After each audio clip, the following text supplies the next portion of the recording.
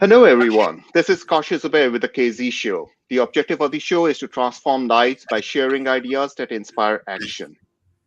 Unknown to many, every single person is being impacted by the work nonprofit organizations do. Nonprofit organizations within the US, which feed, heal, shelter, educate, inspire, enlighten, and nurture people every single day. Today, we will be discussing various strategies, tactics, and tools that we can use in order to have the best growth possible for nonprofit organizations and enhance their dividend. In 2019, she co-founded Forward. My story and was able to make a difference in the world, and I became a pharmacist. And I worked and I got my doctorate degree as a pharmacist. And as Arab Spring and the Syrian war had started, and we were receiving a lot of refugees from Iraq, from Syria. And that was a big, just a sadness in my come, having a hard time assimilating the organization to work and support them for housing. So Sabil started really on a mission to help the immigrants and refugees around 2011, when I started feeling that people wanted to food and paying for rent and supporting them as a donation from the community of tours. And through building relationships, we're able to get us started Sabil in order to make a difference and alleviate. All right. Thank you for sharing with us that wonderful story. Shawnee. To hear the journey that you've had with Sabil, and thank you for having me on the show. I'm so honored to be in the started a long time. I'm originally from Montana. Which is a really special state, less people and a lot more nature. So my first time at Row, and I started to shift, and I realized the vision and that community of what they're touched my heart in a really deep way. And I think it planted the seed, because I hadn't seen a homeless community on that scale, especially coming from Montana, where there's just a lot less people in the entire state. So I hadn't seen need on a level like that. And that was my first time to LA. So I spent a week on Skid Row. We served, it was with a Christian group, and we served with different homeless shelters, and we walked around and we had bag lunches, and we each took a bag lunch, and we found somebody to sit and eat lunch with. And those people that are in that circumstance of their life just want to be seen, and they want to be loved and cared for. And I think that's when it really, it just was planted in my heart that this was going to be something that I would work in the future, but it wasn't fully realized yet. So I was still in college. It was my spring break, my freshman or sophomore year. And so then I went back and finished school, and then moved to Los Angeles and started volunteering with Official No One Left Behind. I had met Andre, who is my partner with Power of One now. We'd met in the entertainment industry, which is why I moved to LA. But I was very guided into the nonprofit world. I think that seed that was planted just continued to grow as I pursued a film acting career and some writing and different artistic endeavors. But at the end of the day, I've always been guided back to service. And I joined Official No One Left Behind about 8 years ago as a volunteer, and then eventually became a board member, their secretary. And then Andre and I decided we wanted to found Power of One Foundation, because we had a vision for a larger scale foundation that would really provide solutions on a larger scale and in a bigger area. So we want to go to multiple states, and we're going international already this year. So Power of One Foundation kind of came up out of Official No One Left Behind, which was a family foundation that he founded with his grandmother, mother, and himself. So it was their hearts and their service for the community that they have served Santa Ana specifically for 15 plus years, with no funding. They just supported it. It's a really grassroots, low profile nonprofit. So when Power of One kind of came to the light in 2020, and we were able to expand so quickly, that was because of the 15 years of just quietly serving the community that I'd been doing with his family. So I think to do nonprofit work, I'm sure you can speak to this too, Dr. Aziz, your heart has to be fully in it, whether there's funding or not, whether there's volunteers or not. Like you care so much that you're going to get the work done, and you're going to pull those all-nighters, and you're going to make things happen out of thin air, because when you're working in the nonprofit category and you're seeing these families, you're seeing their lives from resources that your foundation or other foundations are able to bring to the table. You see a miracle every day. So the passion never dwindles, because you're constantly seeing the results of your efforts. And Shawnee, you did it so well in 1 year that you actually won the award for Nonprofit of the Year in the state of California. So congratulations on that. Thank you. So share with us some of the best strategies that you were able to deploy and bring the efficiency, because I know you were very big on efficiency and effectiveness of the work that you are doing. Share with us some of the strategies that you have deployed in the organization. For fundraising? For fundraising, for providing support to your clientele, and just executing the work more efficiently. Okay. So we had a really unique journey with Power of One, because we founded Power of One. I'm going to call it POOF, because that's our acronym, POOF, because I'll accidentally say it. So I'm just going to explain what that means. So we founded POOF in 2019. So we were just starting to build what we wanted to become. And then because of the unprecedented need that instantly hit Orange County in March of 2020, we knew that we would have to scale up. And Official No One Left Behind has done small scale monthly food distributions among many other food assistance programs, but their food distribution was what Power of One was able to come alongside. And we basically specialized in larger events. So we were able to scale up, because this is the numbers. We were providing for about 300 families once a month before the pandemic. And then we started providing for anywhere from 3,000 to 6,000 families in a given Saturday weekly. So we were able to skyrocket our numbers and what resources we were able to provide because of our entertainment background and our event background. For both my partner and I. So we were able to produce these large scale events. So we were a little bit ahead of the curve as far as how to scale to the need for food assistance as it grew with the pandemic.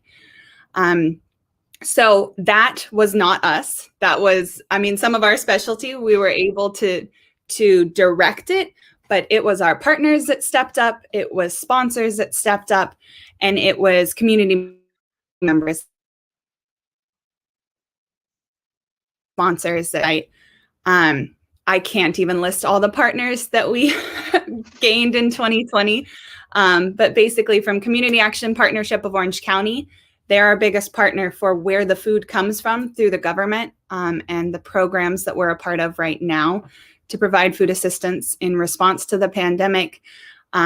They've been our partner with Official No One Left Behind for the 10 to 15 years that we've been working with them. We have IKEA as the primary partner. They run one of our programs every single week for us right now. OC Fair, City of Santa Ana, City of Costa Mesa, and on and on. And then we had sponsors like LA Chargers and the Angels baseball. And again, so many others that it was a whole community. It was this really energetic momentum of like, this need has skyrocketed. We're going to step up to the challenge, and we're going to fill that need, whatever it takes. And Andre and I slept very little in 2020, and we're balancing out this year as things start to kind of level out a little bit at a time. But it was a community effort. It was the collaboration, and that's what we wanted Power of One to become, is how can we more efficiently collaborate together, from for-profit businesses to nonprofit businesses to the volunteer network that we have in Orange County. How big is your volunteer network? We have about 700 volunteers, that between 600 and 700 that came to the table. So they're in our network, and that's in 1 year because, again, we were just getting up and running at the beginning of 2020. So we worked with different volunteer organizations like Trellis, and we worked with Focus earlier on in 2020, and they're specifically volunteer organizations that they do other things, but they specialize in providing volunteers for different events. And then we kind of became our own network of all our volunteers that run our food distributions. They call it their food distributions, and it's their event. It's their Power of One. Our second URL for our website is actually ourpoof, OURPOOF.org, because we really believe in that ownership that our volunteers and our community members and partners feel, because a nonprofit is a community effort, and the more we work together, the more change we can bring about. Okay. Dr. Aziz, from your experience perspective, where do you see the trends going for the nonprofit world? And you are doing multiple services through your organization, so please share with us your experiences. Yes, Sabil offers a food pantry. We have a mental health program. We provide assistance with housing and employment. So we definitely go in a lot of different, it's really looking at the whole entire family and how can we support the families. So in 2020 was definitely a big peak for us because we didn't know that it's going to last a whole year. And a lot of us had to work in collaboration with other organizations. We had to work in collaboration with school systems and being able to get to our volunteers to synergize them and energize them and get everybody working. So I think from what I've seen in the past is that nonprofits are here and they will continue to grow as long as our sponsors, as long as our donors really believe in what we're doing and really seeing the progress and seeing the outcome of what we're producing, that we are held accountable for what our funding is about. We're generating a yearly report that is transparent and being able to provide the information that our donors are looking for. Because I think donors want to service, and they are philanthropic, and we are. I think nonprofits are definitely a philanthropic institution to be able to provide that forum for the community to provide of service. And as a Muslim in the community, there's a lot of charitable community members that want to be able to donate to institutions to make sure that the homeless gets fed, to make sure that everybody has food. 1 out of 7 kids go to bed hungry every night. 1 out of 4 families have mental health issues. And I know in our community, I believe that this number is even higher. And with the pandemic recently, it has been higher. I've seen it in the youth. I've seen it in the parents. And as parents are home together, that number is increasing. So what we like to really see is looking at the whole family and working with the family and seeing what they need. They need food. Do they need education? Do they need a laptop for their schooling? And also, in addition, how can we provide employment for them to sustain them so they can be able to move out of that nonprofit system and into the world of working world. However, how fast am I seeing it? It's still happening very slow, especially most of our families are blue collar families. And a lot of the people that were afflicted this year have been the blue collar families, have lost their jobs, the Uber drivers, the DoorDashes, the cleaning crew, and people that are staying at home, and people who are in the catering industry have diminished their jobs as well. So what I'm seeing is the nonprofit are going to still continue to grow as long as, like Shawnee said, collaboration is the key. That we need to collaborate with each other to be able to spread our dollars, to be able to streamline and hold the nonprofit organization as a company, as an entity, and really be held accountable for it. So you talked about the collaboration, and we looked at the numbers. It's about 1.5 million organizations, nonprofit organizations that are there in the country. Mm-hmm. How many actually collaborate with each other? Why do we need 1.5 million organizations? I think in the past they were not collaborating. I think in the past everybody wanted to be their individual nonprofit organization. It was all about the me having to show off what can they bring to the table. However, now people don't want to see duplication of efforts. I think donors are holding each other accountable. They're holding institutions accountable to be asked and ask the question, who are you working with? Show me which organizations are you working with. Show me the duplications and why you stand out. And I know for Sabeel, we were definitely asked these questions when we were born in 2011, that why are you different from the other organizations? And we had to stand out. I think part of that I was different, like Shani said, is that heart. You have to have that heart, and you have to have that endless love for what you're doing to be able to work for no money. Do what you do for the happiness that you bring to yourself and you're bringing others. The other thing was mental health. We were an organization that brought in mental health. We're an organization that looked at the whole family and being able to specifically visit the families in their homes. So we went to visit every single family. We knew every single families that they were afflicted by.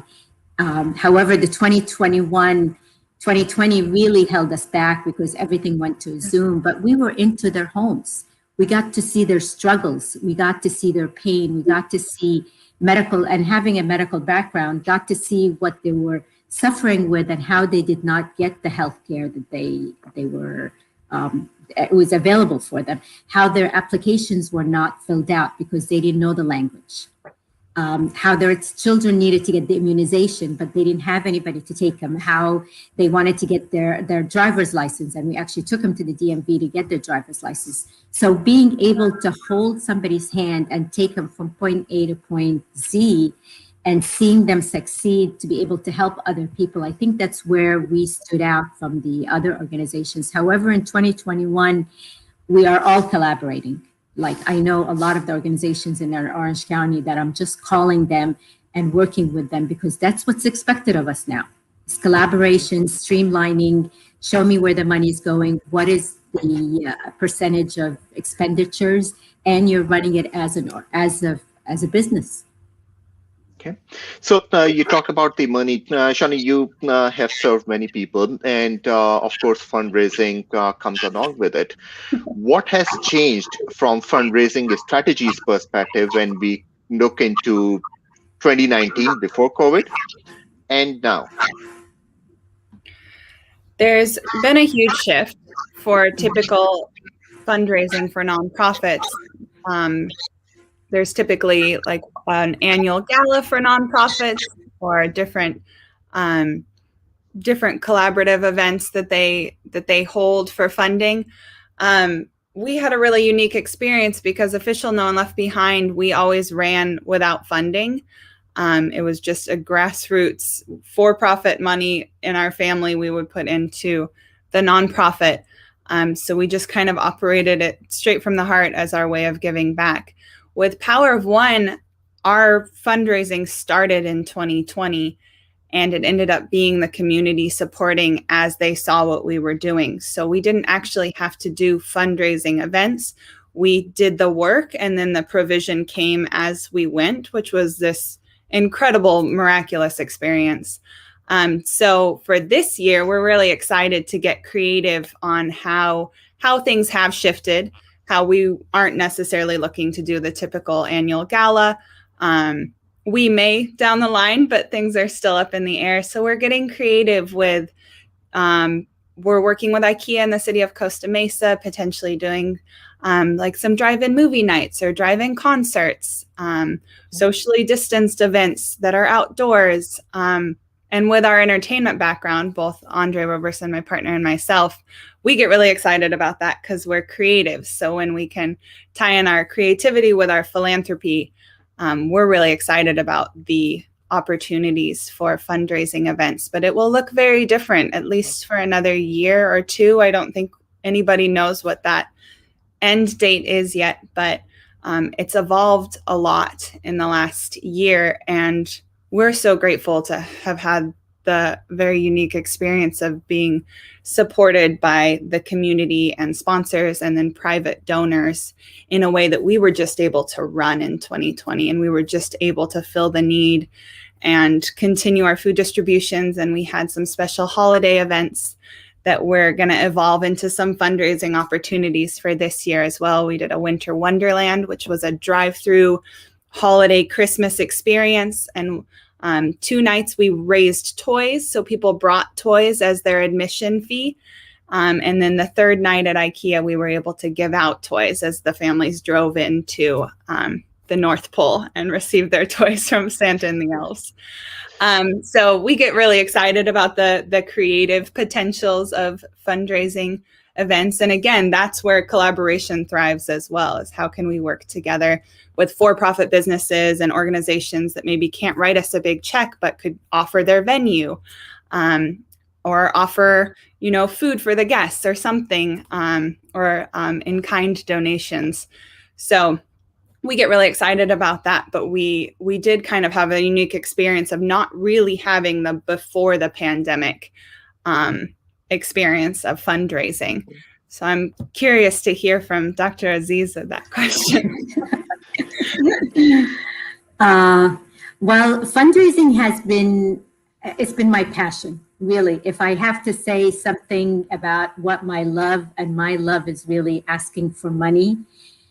For other people, not for myself. I can't sell a thing. I can't sell anything.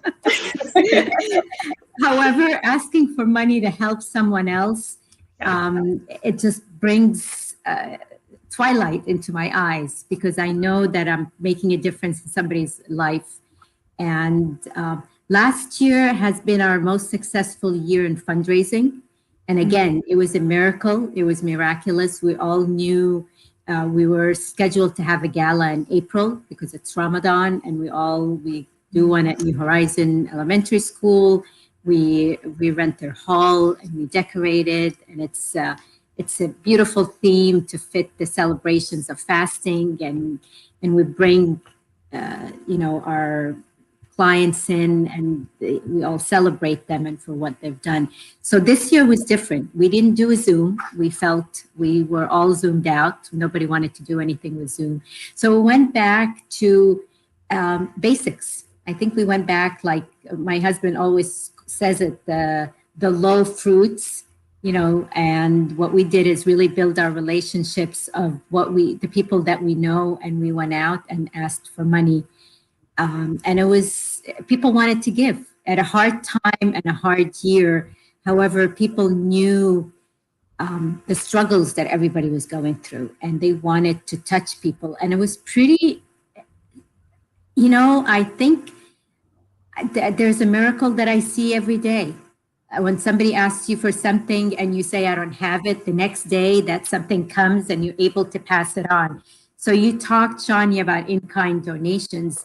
We received about $1 million last year of in-kind donations that we didn't even ask for. We were just getting people that were giving us in-kind donations, between cars that were donated to Sabil, between clothes, between a beautiful story of a little boy that was treated at CHOC for neurosurgery and cancer. And he would get all these presents, and his mom taught him that you only use one toy and you donate the other toys. So in order that, they called us, and he must have donated 100 toys to Sabil November. That he wanted other people to be happy because he had enough toys that he couldn't use it.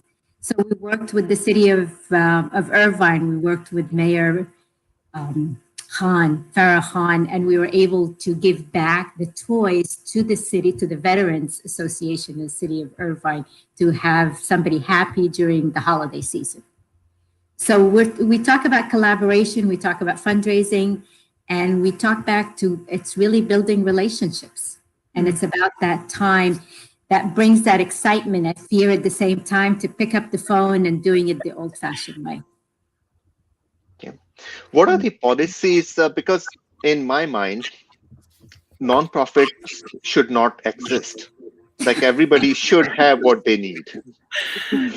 And and of course, you cannot do it, or we as individuals, we cannot do it. It has to come from the policy perspective.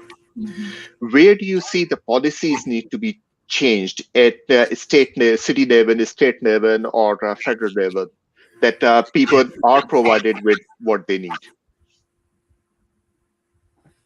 I was just reading an article today, and it came up from Cornell University.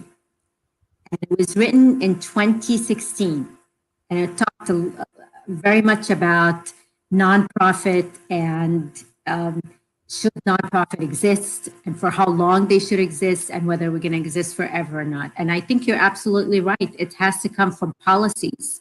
It has to come from innovation. It has to come from technology. Like, why don't we have running water, clean running water throughout the whole year? Why does electricity have to be so expensive that people can't afford to pay the electricity? Why is rent in Santa Ana or Anaheim or Westminster, why is rent is at $2,200 for a 2-bedroom or $1,800 for a 1-bedroom?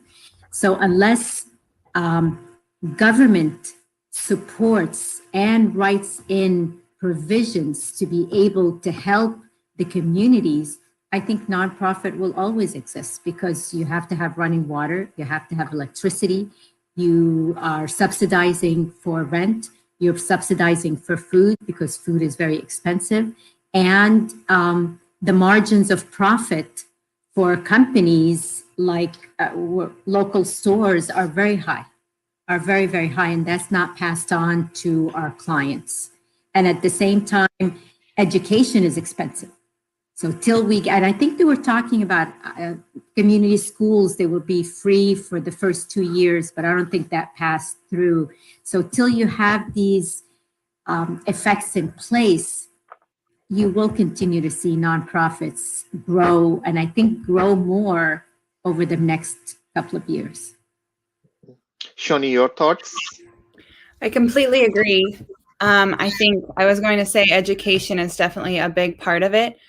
I think it also comes down to, I think people that have succeeded in life often become complacent to the struggles of the rest of society.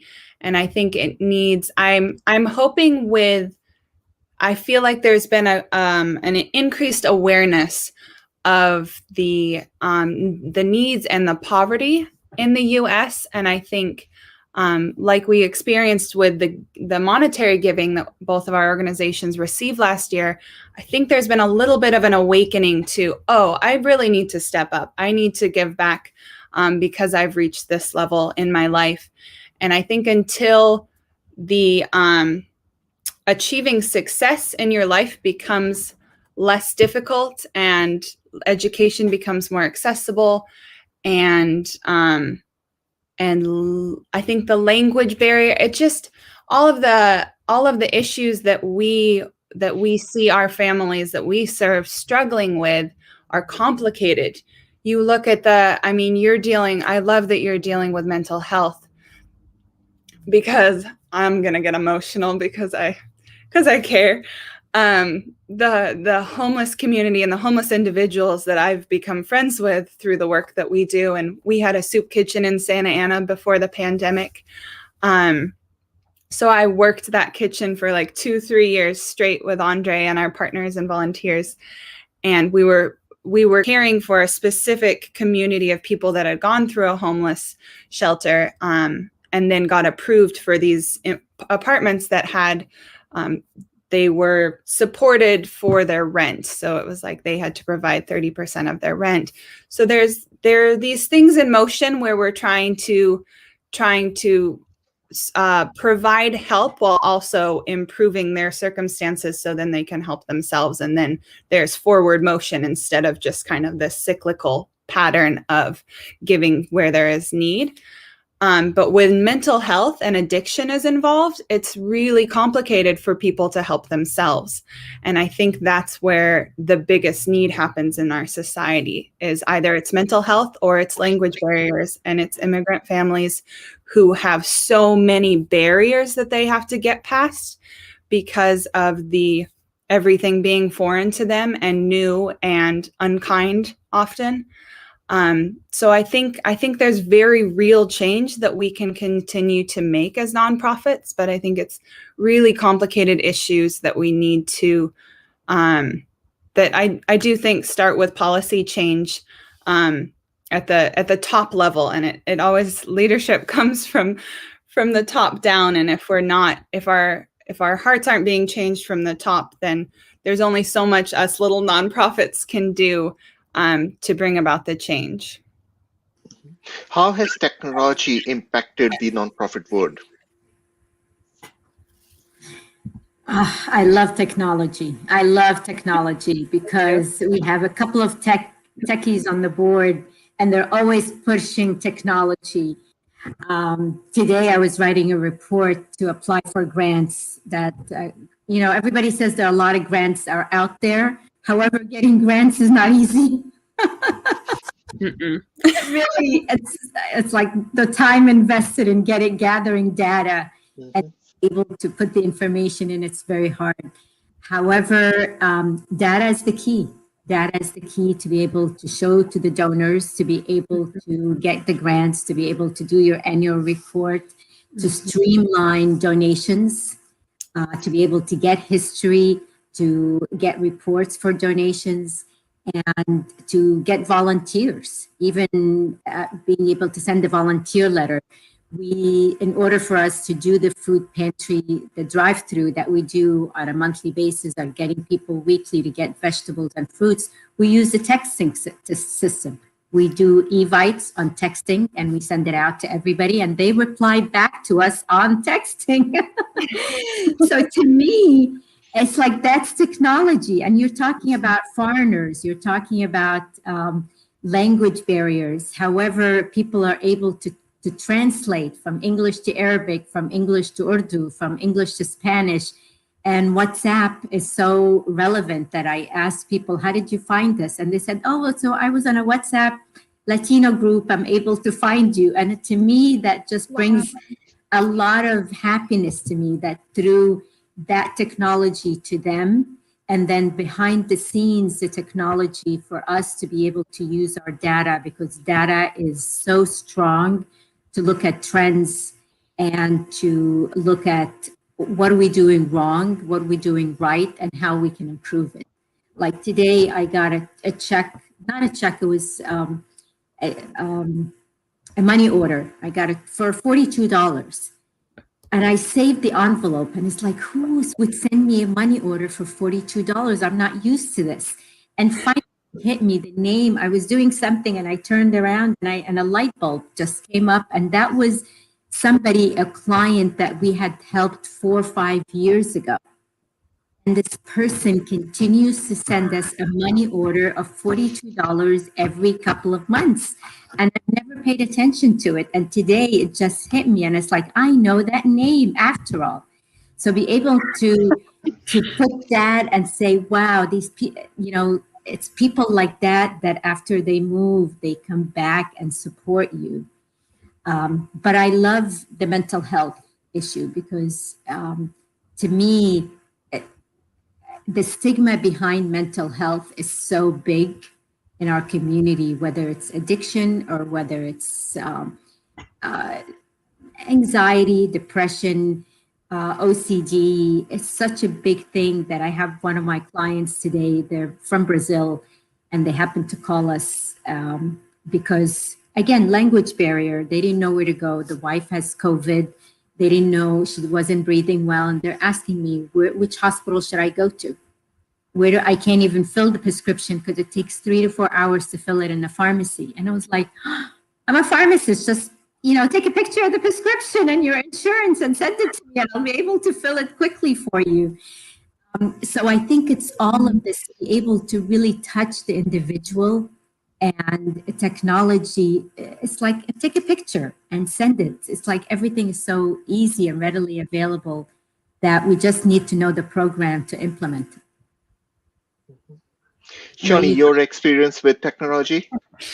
Again, everything that she's saying, I think accessibility has been the biggest thing that technology has helped us with, especially with the social distancing and the quarantining and the lockdowns, to really have the accessibility to communicate with the community has been huge. So we've done a lot with our platforms, from our website to our social media, our Facebook and our Instagram. We've really promoted where the information is at to receive help. And that's not possible without all of the technology and people being able to just go to our Instagram and look at the flyer and know when the next food distribution is. So yeah, the accessibility of where help is has been really important with technology. And then on the other side, visibility, as far as growing our platform, growing our brand, again, as kind of a business, even though we're a nonprofit.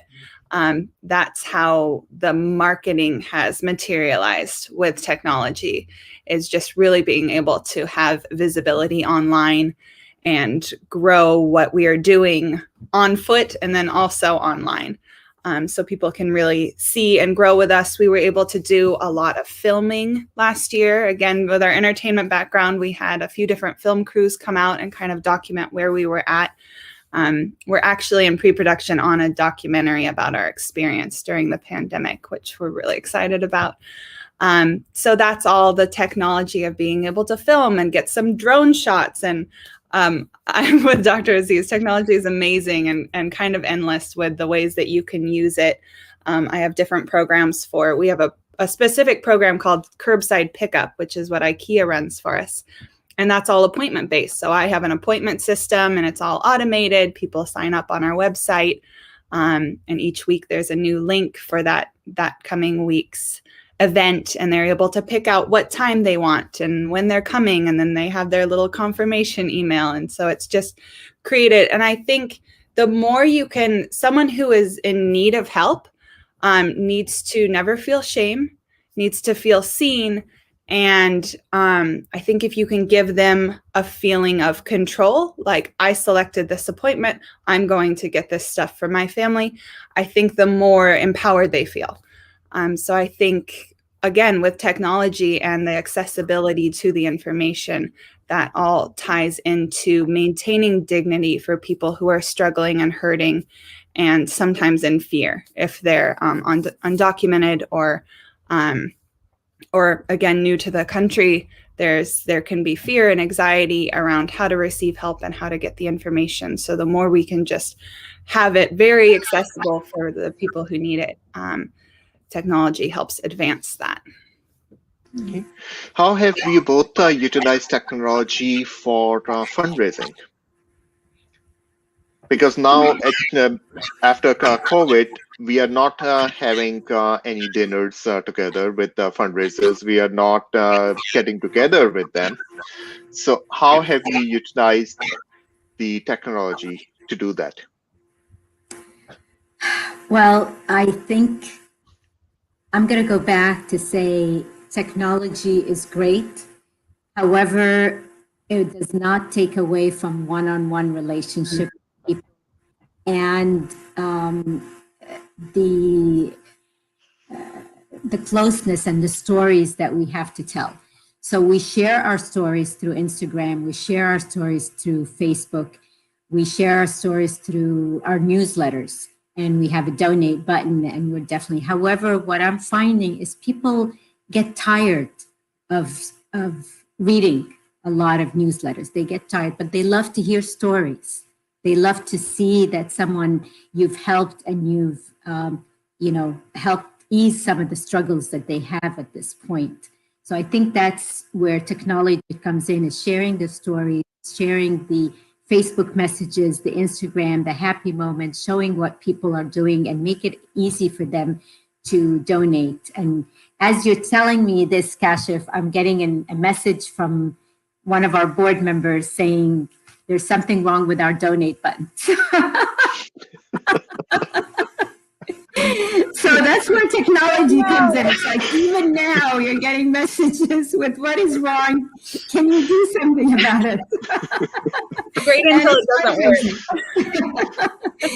So it never stops. It's like we never sleep. It's the phone thing. We never sleep. So I think being able to share this information, however, one-to-one and relationships like Shani has with the music industry, with IKEA, that has built relationships. You have to build relationship to be able to sustain the fundraising and to grow the fundraising programs that we do have.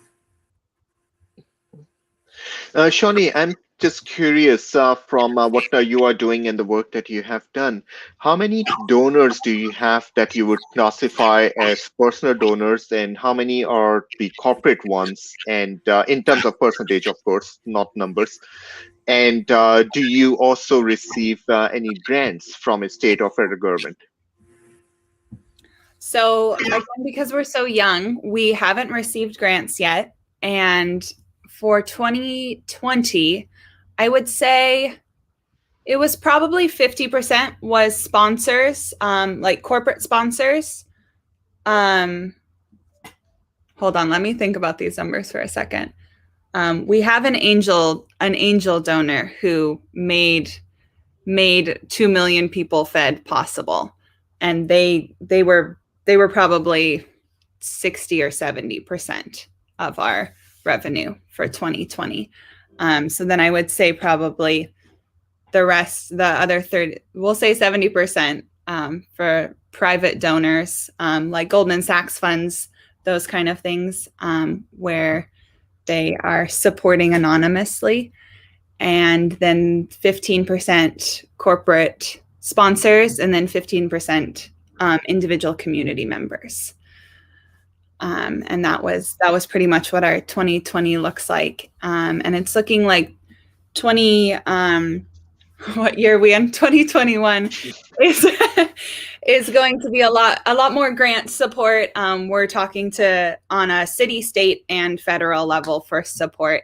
And again, with having more visibility, when you're young and you have one tax return, some of those logistics of, again, applying for grants, like Dr. Aziz was saying, it's a lot of detail, and they want all of the data. And we have all of that, but we're still young on paper. So that makes it hard to receive much corporate or federal support until you have a couple years under your belt, is our experience. I'd be curious if you had the same experience, Dr. Aziz, when Sabeel was young. I agree. I think it's hard. We applied for a grant from the Hope Foundation, and we were turned down last week, and I was happy. I was like, okay, that's a turn down. Wait till we get turned on. They'll elect us. Really, I was really happy that we got turned. It's like, okay, the ratio is 1 to 10. So there's 1. I have to get turned down 8 more times before you get accepted. So close to the yes. Yeah, there's a lot of rejection when it comes to grants, and you have to have a good grant writer. They have to be available, and there's a lot of data involved. But now with you getting recognized, so that should definitely open a lot of doors. And I would love to work in collaboration with your organization. Oh, I would be honored. I'm already planning on it. Okay. Yeah, we'll have to have a separate call where we can talk about how we effectively work together.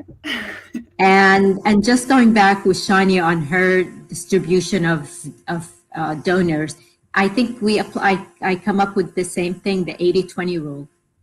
80% of your donation is coming from 20% of your donors. and the rest is community donors that are supporting you. And I love having my community donors bringing in that average number, because I really rely on the bottom of the pyramid, because if the top of the pyramid falters at any point, you really have that strength to build on and to grow with you at the same time. Well, and it's incredible to see like that $10 donation come in. Yeah. And then a couple months, like what you were saying with your former client, and then you see another $10. And it's like people just give what they can, but they want to show that they care, and they want to show that they're a part of what you're doing. And that's where that community effort, $10 100 times is a lot of support. So yeah, that's engagement. From anyone, like anyone giving even a $1, $5, $10, it's the engagement. It's that their heart is there, and they would jump anytime you call for them to volunteer for these services. Yes, so, absolutely.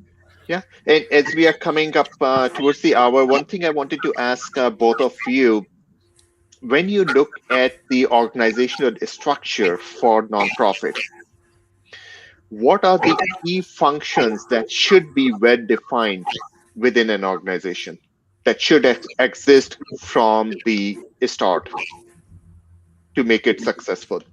The functions. I know with Sabeel, we did not have an executive director for a long time, and we were working board. And I think having a working board, the growth rate is much smaller and it's longer than to have identified, hired people for key positions, whether it's case management, whether it's executive director, data entry to be able to get that number, to IT or storytelling. There's key functions, I think, at marketing. There's key positions that we've had board members be allocated to. However, our growth has really been slower. And thank God it took us that length of time, and 2020 hit and we were ready with the pandemic, because we had 8 years under our belt to be able to grow. But an executive director that is held accountable and is measured, and their performance are really based, our salary is based on performances, or bonuses are based on performances as well, is a key thing for nonprofits. Shoni, your experience? We're so much younger. That's helpful to hear as we start to build. I think with creating our board and creating who dictates how we give and how we serve, it's been really important that we have people from different walks of life. I think different opinions always bring about a better solution.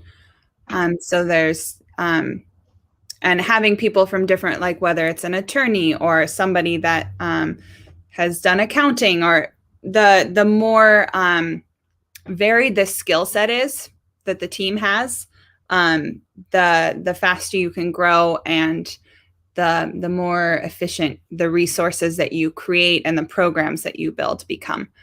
But again, we're young, so it's helpful to hear that tool. And Andre and I are the working board, and we have several other people on our board. But he and I have definitely built what was built in 2020, again with all of our support. But we're the team behind the scenes, so we're really excited to start to build what that structure looks like as we go into our second year of existence. As you put together your board, do you have your clientele on your board, or a representation of your clientele? That's a good question. I feel like we do, because we have an attorney that works closely in the Hispanic community, and that's the largest demographic that we care for. But that's a good point. I think he's still an attorney, so he's still isn't in the in the fight that a lot of our families are in. So I would say no, and I think we definitely need to look at what community member could represent the families specifically in Santa Ana that we've provided for so many years. How about Sabil, Dr. Aziz? No, I think I am the voice for our clients. Whenever I speak, I'm the one who's constantly telling people that sometimes I live month to month, like because we have affluent board members, and I have to go back to reminding them that not all of our clients are suffering. Sometimes they have to live month to month. Sometimes we don't have food on the table. So I think I play that role with the case manager who comes to the board members and discusses the cases to the board, a couple of the key points to the board to keep them close.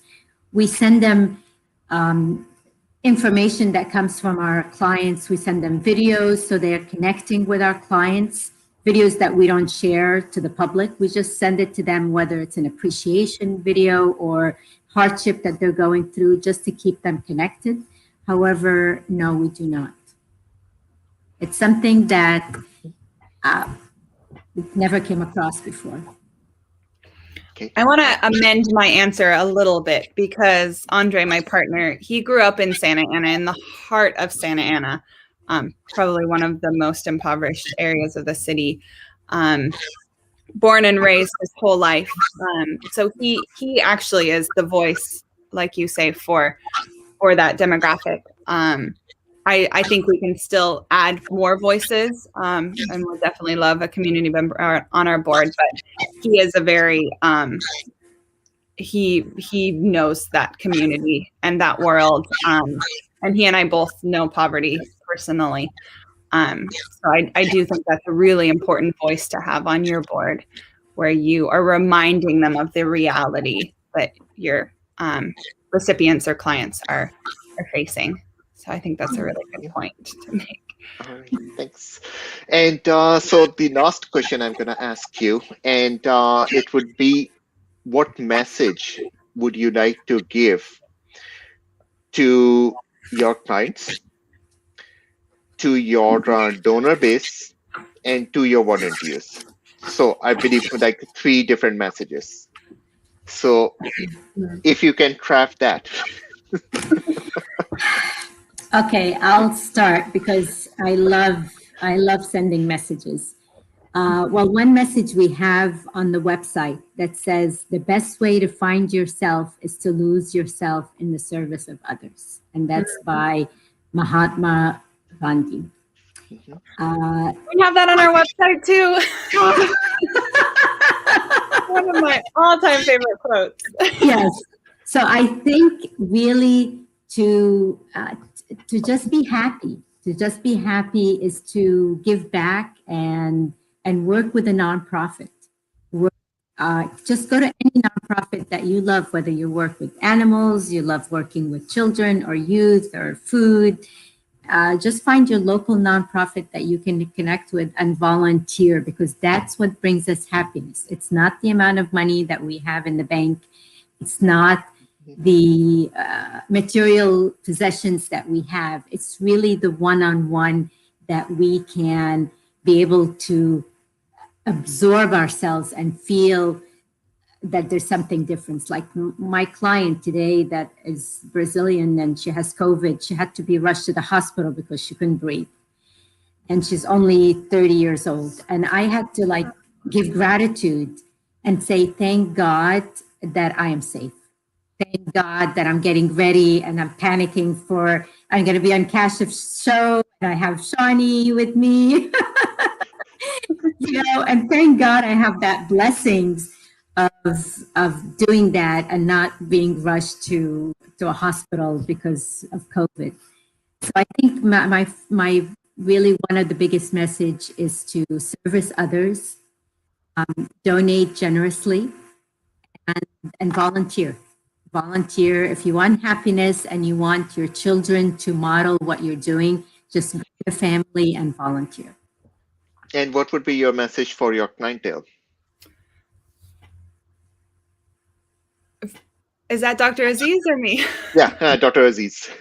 Oh, no, that was for my clientele or for my donors? For your clients. Oh, my clients. It's like you matter. Really, everyone matters. Everybody has a story. Everybody matters. And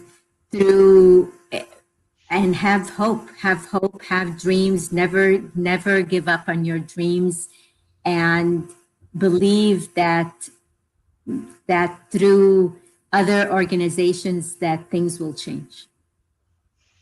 Okay. Beautiful. Shani, you got the last word. Okay, I would say I'll start with a message to the volunteers. Can you hear me?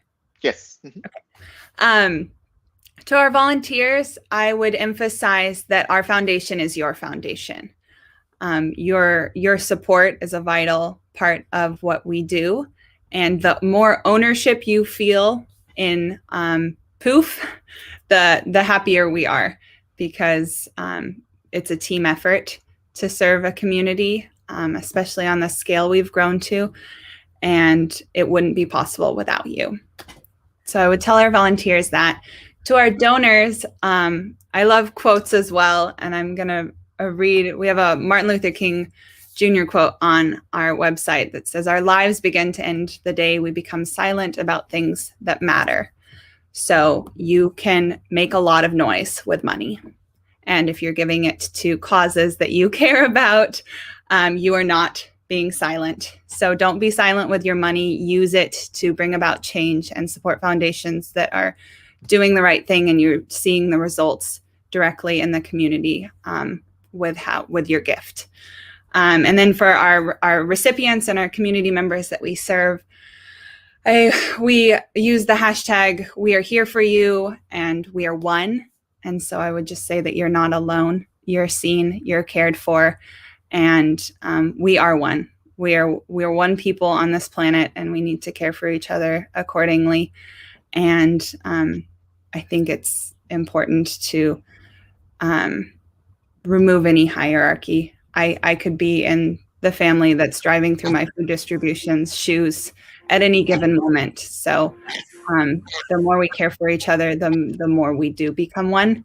And that's what our name the power of one, the power of a body of people moving as one, thinking as one, and serving as one mind with one purpose, can ultimately bring about extreme change and progress for our at-risk communities.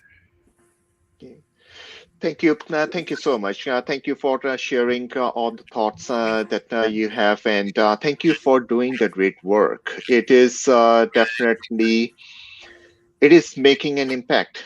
Even at a smaller level or a bigger level, you both are making a great impact on the lives of people, and generations to come will be in a better place because of you two. So thank you from my from my heart for helping people, for caring people, for to be kind to them, and providing them a way to survive, to thrive in their lives. Thanks again. With that, we are gonna close our show for tonight. Thank you. Thank you, Kashif. Sure. Good night.